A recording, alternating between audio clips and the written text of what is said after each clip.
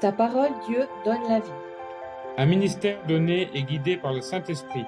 Voyons ce que la parole de Dieu nous dit aujourd'hui. Dans 2 Timothée 3, versets 1 à 3. Observez ce que nous devons savoir en ces temps. Sachez que dans les derniers jours, des temps difficiles viendront, car il y aura des hommes qui seront égoïstes, hautains, arrogants, blasphématoires, rebelles à leurs parents, ingrats, impies, sans affection naturelle, implacables, calomniateurs, intempérants, cruels et haineux de bien. Que devrions-nous faire alors? Invoquer le Saint-Esprit et, avec son aide, haïr le mal. Psaume 97, verset 10. La parole de Dieu dit: Vous qui aimez l'Éternel, haïssez le mal. Il garde les âmes de ses fidèles. Il les délivre de la main des méchants. Comment savoir que j'aime l'Éternel? Il est dans Jean 14, verset 23. La parole de Dieu dit: Jésus lui répondit: Celui qui m'aime gardera ma parole, et mon Père l'aimera, et nous viendrons à lui, et nous ferons notre demeure chez lui. Et comment doit être cet amour? Regardez Romains 12, verset 9.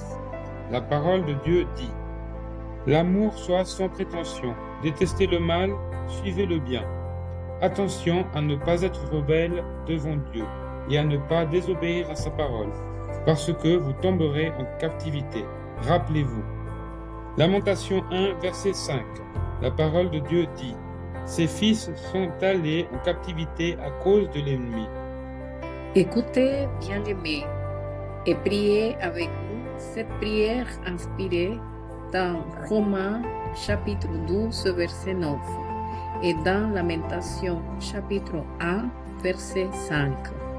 Béni sois-tu, Dieu, Père éternel, délivre-nous d'être pris en captivité, aide-nous par Jésus-Christ et le Saint-Esprit à refuser tout type de mal qui est dans nos vies.